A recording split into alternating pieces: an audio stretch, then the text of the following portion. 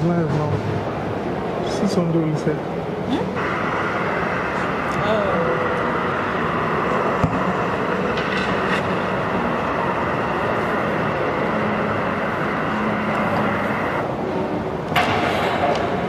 And it's that time of day again where we return with another fixture. And this time around, it's match day 3 of the round of 16 games, and it involves your darling Super Eagles versus the Mambas of Mozambique. And we're bringing it live from the very stadium where that fixture will be played in about 2 hours from now, give or take. And we're here to talk about everything to expect from that game, talking about the past history of the two teams, whatever the Super Eagles have had in mind based on what they told the media yesterday in the press conference and everything. Welcome to the final match preview of the game between the Super Eagles of Nigeria and the Mambas of Zimbabwe. My name is Joy Ojablu, pseudo Euphoria, and I am joined, I never get to walk alone. I'm joined by Michael Adigbile and of course Timothy Deyinbo. Straight calling me Michael. I'm sorry guys, I'm sorry. I'm just starting it on a very prof level. This is not gliders, so maybe that's why it feels that way. It's great to be here. Guys, how do you feel your final day in Fez? Your final day in the Fez Stadium, how do you feel, starting from you, Timothy? It feels nice. Nice? Yeah, it feels nice. Not too cold? Maybe because we are inside at the moment, and then I'm not feeling any form of cold. You can see me now wearing my jacket at the moment. It feels nice in the sense that at least you get to see a couple of friends that I have made right here in this stadium for the maybe for the very last time. Because if you notice, I think a few minutes ago you saw one man trying to take pictures with us and all. So, yeah, looks like his last. It's just that kind of feeling, and knowing that whether Nigeria progress or we don't progress, this is obviously going to be the final game right here in Fez. But we hope that Nigeria gets to progress anyway. Aminayala. Yeah. Mikolo, you're going to go pitch side for the last time in this stadium. What memories has it given you so far? If we talk about memories, I think we're just excited that we're going to get to leave Fez. I feel like the weather has really been up to me. And I just can't wait. I've been counting down to leaving Fez because I know that Morocco can offer better than what we've been experiencing in Fez. We came in July. Yes. So I know I'm not this much of a struggler. This weather has turned me to someone that is really, really struggling a lot. Where we even opened our window in the house today, and we're feeling cold. I mean, we're very calm and normal. That spirit was just telling me that when you're going to the stadium, dress as you normally do, because you can get deceived. The moment is sunny, the next moment is raining, and then we go to the stadium and everywhere is cloudy, looking like I'm going to be like going under baptism again tonight. So I'm just very excited that we get to leave Fez. The way we get to leave Fez will be determined in the next 2 hours. 2 hours? Yeah. 4 actually. 4 hours. Yeah. The game starts in 2 hours. Yes. The match itself 2 hours. So I mean, whatever happens after this gets determined in the next 4 hours. I really hope we end tonight victorious, so that we can bring more episodes of the Gliders at the Super Eagles game. Actually, true. So I'm really looking forward to that. It looks on paper like maybe this is settled, but when it comes to African football, when it comes to round of 16 knockout football, it's always going to be very tense. We saw yesterday how much Mali sprang with surprise, got red card in the 26 minutes, and eventually still they considered in the 86th minute. That was 2 days ago actually. 2 days ago they considered in the 86 minutes, and they eventually equalized in 90+4, and then they won on penalties. So when it comes to round of 16 knockout games, I think like this is where the competition starts. This is where the tension starts, because in group stages you can always qualify with a draw, 2 draws. We've seen teams that qualify without scoring in the group stages. We've seen teams that qualify with 3 draws. But when it comes to the knockout stages, even Mali have not won the game. Yeah, done 4 draws. Now they're in the quarterfinals. Yeah. So obviously this is where it gets very, very tough. And then for me at pitch side, it gets very tough as well, because you see emotions, you see the emotions on the faces of the players. You can feel the tension right from the bench, right from the players warming up and the players on the pitch of play. But talking about leaving Fez, very excited. Very excited to be He has to reiterate that. I'm very excited to be Talking about excitement, Timothy, going into this game today, Mozambique are top of the moon for achieving history in this tournament. This is the first time they will be getting into the knockout stages of an AFCON competition.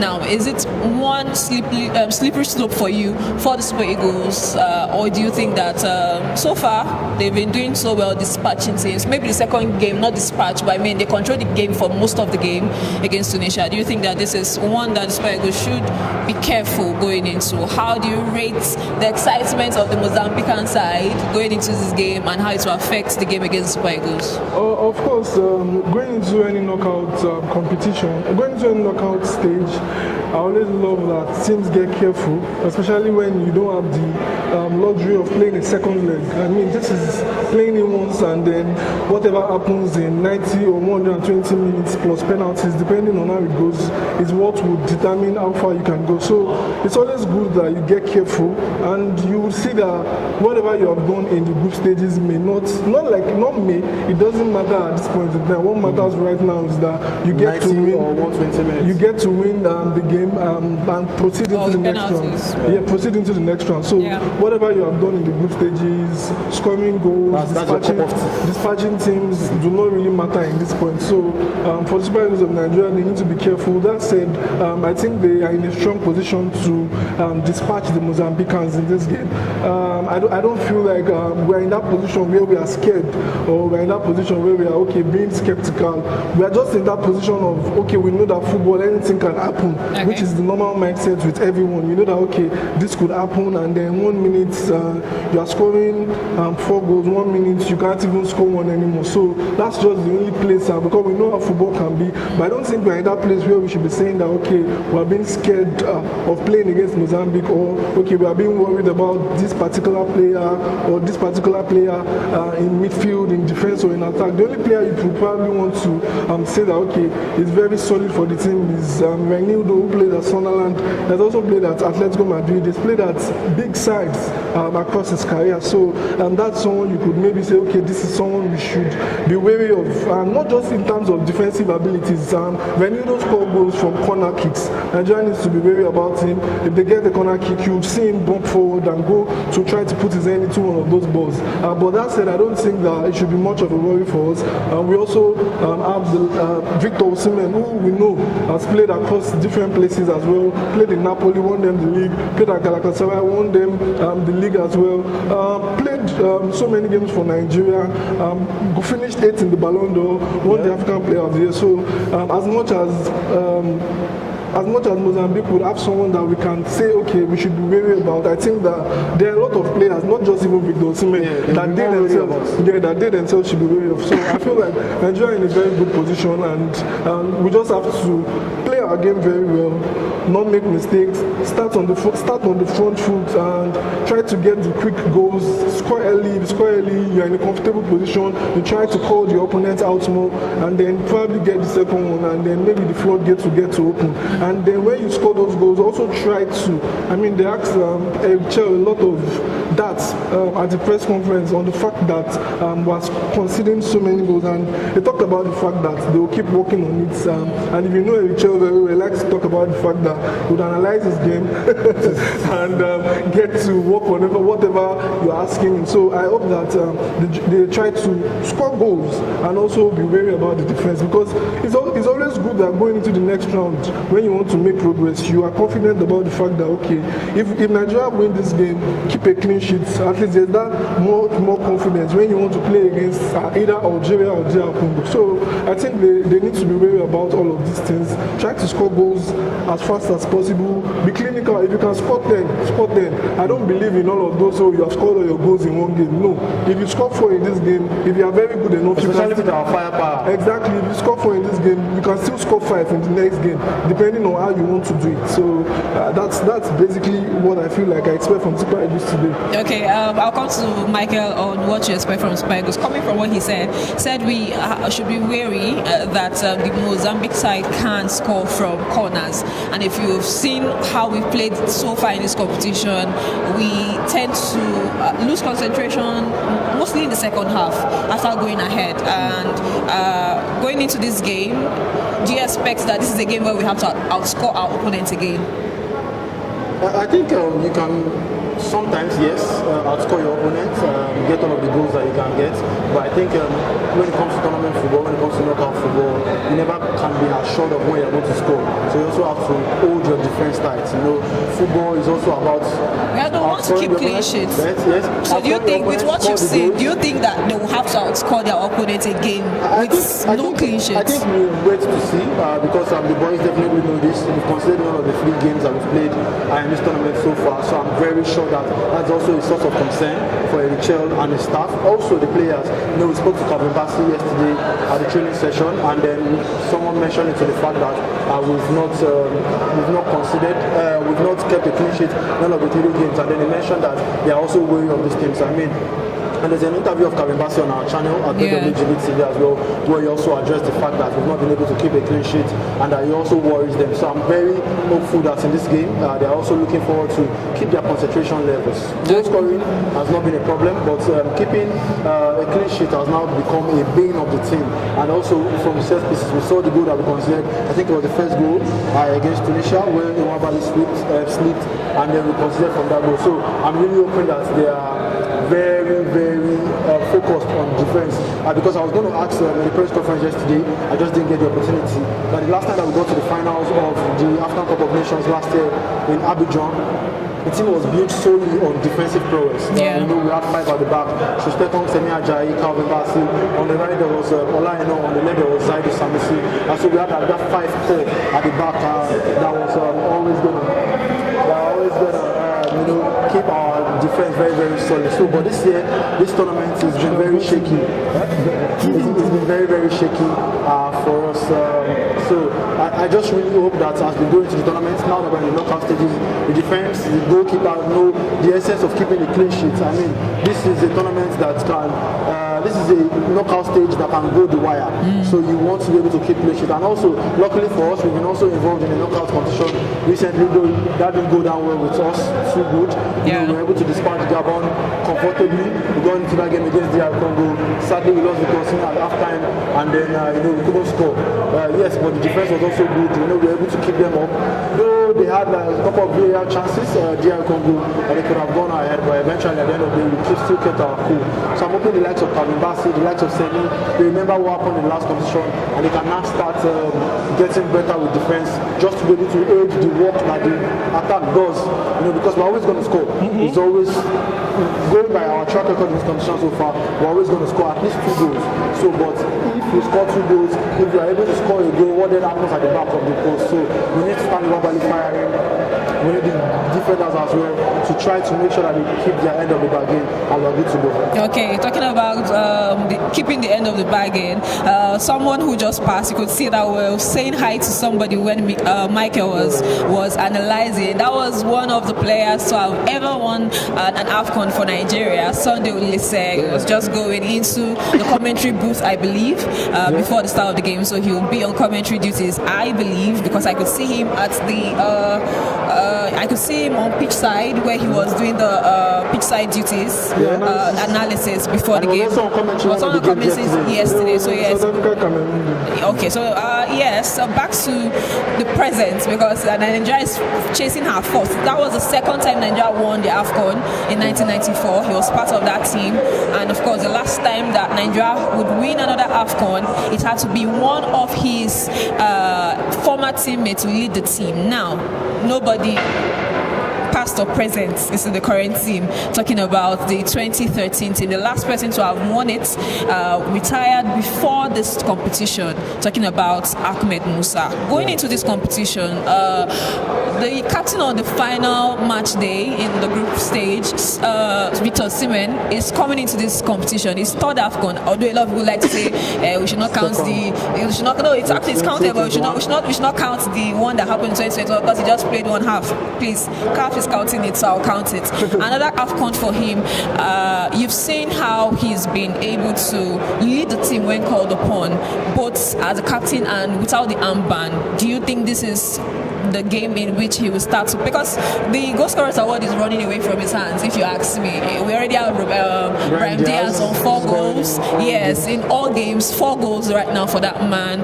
Victor Osimhen could not score in the last game, but he has a goal already in this competition. Do you think that Victor Osimhen will finally get to beat that offside trap today? And what do you think he should do to beat that offside trap? Yes, a very good question there.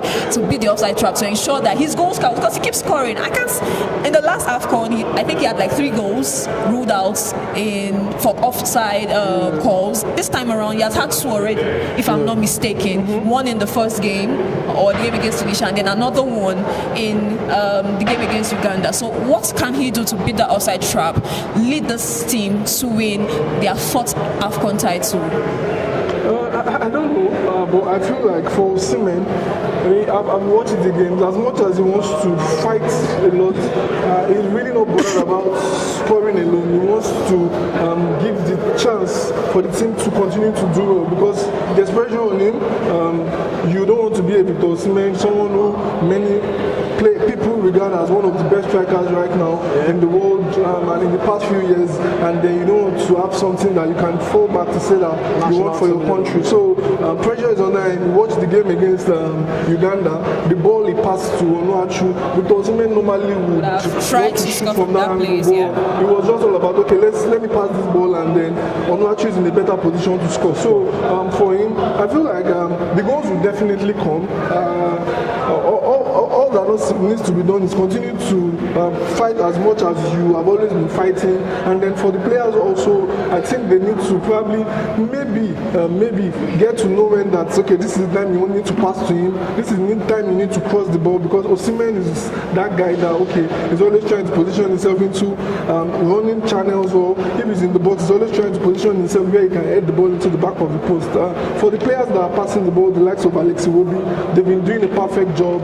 The likes of Wilfred Ndidi, the likes of maybe Moses Simon or Ademola Lookman. When the crosses or when the passes are coming, I think they need to be more timely in terms of delivering those balls, so that Osimhen can get to score as many as possible goals that it does. That is going to go. I don't know. I think right now, maybe if I'm not mistaken, we are going to be pushing someone who should be frontlining us in terms of goal. I think we will be pushing Ademola Lookman, because Ademola Lookman is going to be in a better position to maybe edge it in terms of. I'm even talking about in terms of goal scorers for Nigeria, because he has 2 assists already. I don't think Brahim Diaz maybe has any assists. So Ademola Lookman is on 2 goals. If he scores maybe 2, he gets to time, and then if at that point at the end of the tournament you get tied on goals, then the assist will come for him. So I think Ademola Lookman is that guy. Maybe we should try to be frontline in terms of goals. But generally, I feel like for the team, it should be about, okay, this person can score, this person can score, and I think we scored 8 goals at the group stages, and we had 6 different goal scorers. So I think it's also a good thing for us that we have different goal scorers, because if it gets hard and it says, okay, you don't want to fight the goal, anybody can pop up the goal from the defense to the attack. So I think that's one thing that we can count as an advantage for us. Okay, looking at the last game we played against Uganda, it caused a lot of people to question the fact that some of these players should be having places in the team, maybe not in the starting 11, but having playing time during major matches. I think maybe a lot of people will count that game against Uganda as a game that is inconsequential, because it was not going to affect anything for the team, our qualification, or even us topping the group. But looking at the team against Uganda, we saw a lot of players get their debut in this competition.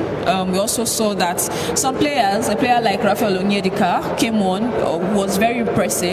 scored 2 goals. Which of these players do you think should be getting playing time today?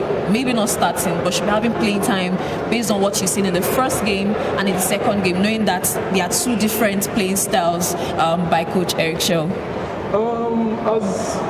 I don't know, but most times I like to talk about this thing. Even if you ask a coach right now, and the coach will tell you that it's about what happens in game. Because I can vouch for Rafael Onyedika right here now and say that he should probably get played 9, and then all through the game, there's no reason why we need a Rafael Onyedika to come in. So that's why I say most times I like that. Okay, this kind of thing is something that can be decided in game. But if it gets really tough, I don't still think that Rafael Onyedika would be that guy that will come in. I think that if there's any need to probably replace Ndidi or bring in a support for Ndidi, I think that you would want to, Eric Chell would want to bring in Frank Onyeka. And we saw Frank Onyeka at the last AFCON for Nigeria, an AFCON that had no Wilfred Ndidi, and he came up and he stepped up for the national team. So unluckily for Rafael Onyedika, or maybe let me say luckily for him, luckily in the sense that at least he has shown the coach that I can still play this football if you call upon me. And then for the unlucky part is that, okay, on the terms of ranking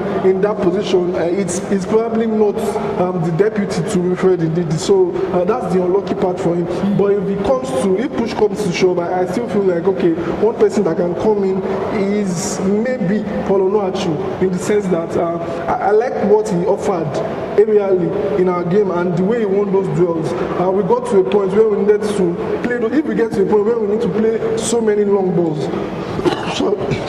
Excuse me. If we get to a point where we need to play so many long balls, I feel like him coming in will be really, really fantastic because he can win so much duels.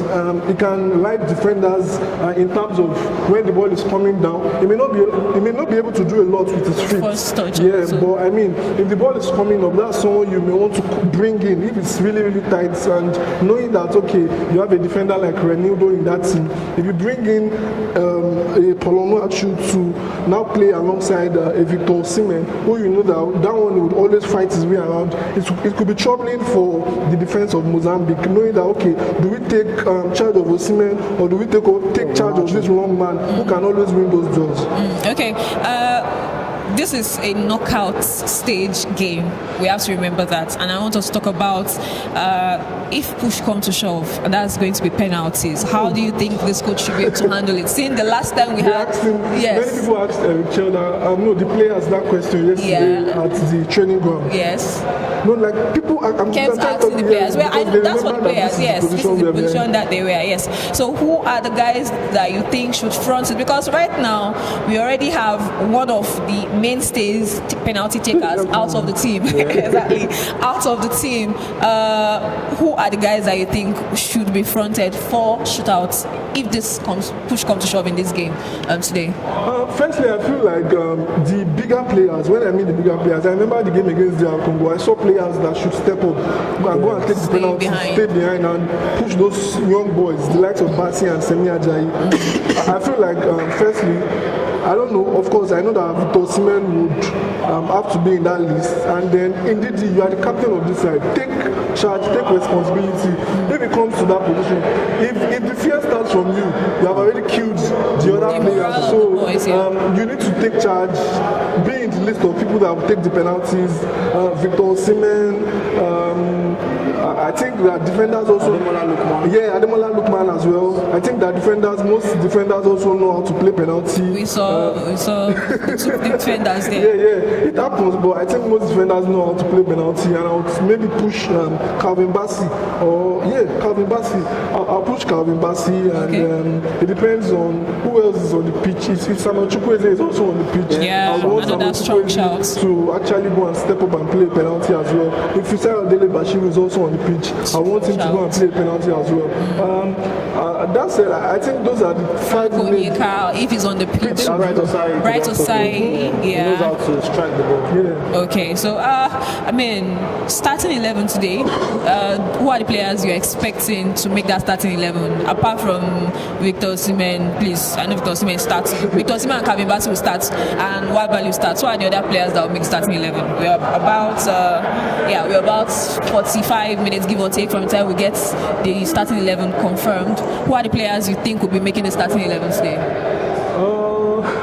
Okay, in goal, Stanley Wambali. Okay. In right back. You already know it's a diamond, so just arrange it in the diamond style. In right back, right side Samuel. In left back, Bruno Yemechi. And defense, I feel like. Do you think that Zaidu has finally been relegated to the bench, or you think that? I think that's something I never thought about, but I feel like Bruno was. I think he gave a very good shot to himself to call for a chance to start, and I think it will be very tomfoolhardy, pardon my English, for us to show Zaidu Sanusi back into the fold with Bruno, because if you guys remember very well, the first goal for Zaidu. The first goal for Paulo Nacho came from a pass from Bruno Emechi to find Fisayo Delebashiru. You caught the fever.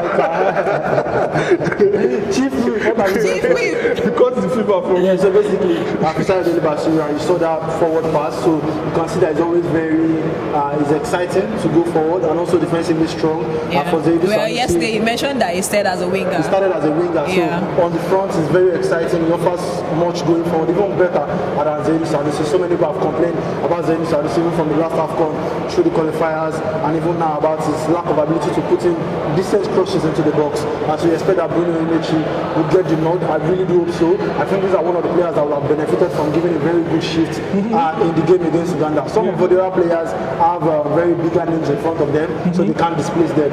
You know, the likes of Oyedika, the likes of Ryan Elegosu may not be able to dispose those in front of them yet. But I think for Bruno Emechi, that position was always under contest, and now I think personally he has done enough with the game against Uganda to get the starting bet and that one. So I think that might be one of the changes that we get to see. Bruno Emechi are definitely starting midfield.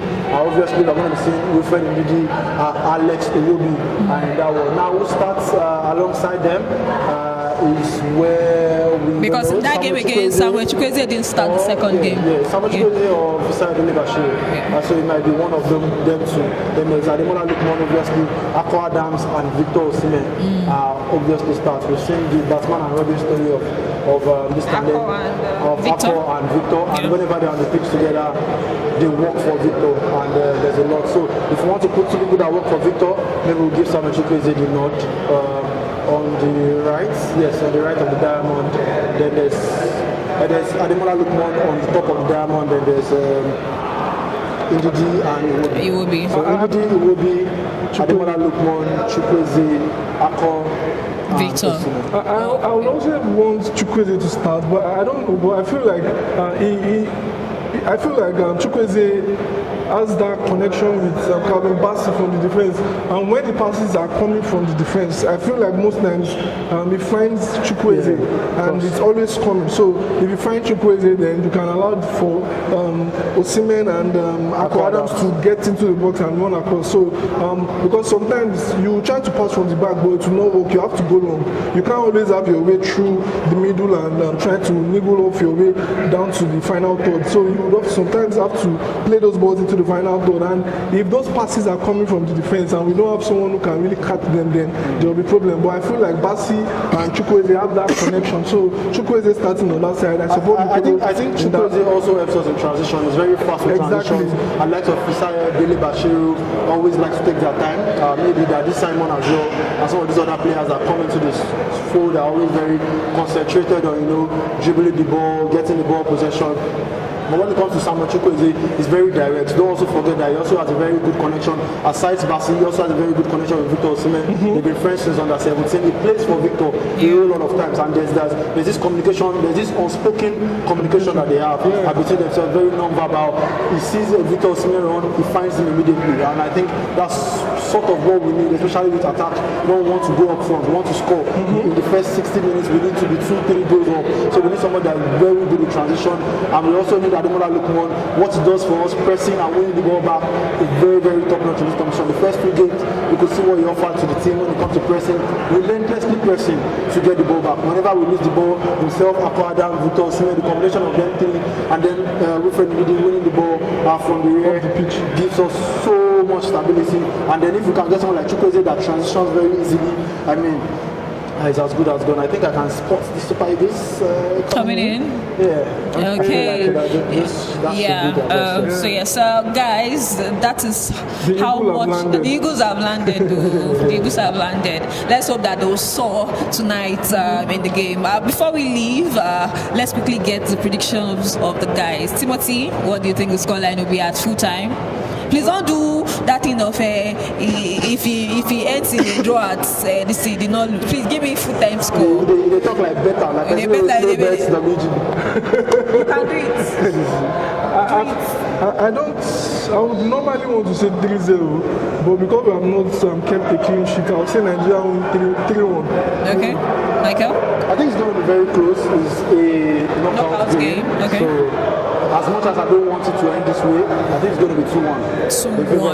2-1 in favor of the Eagles. The guys are saying that the Mambas would not pass any sort of venom into the body of the Eagles today. I mean, but if that the team goes, we'll take.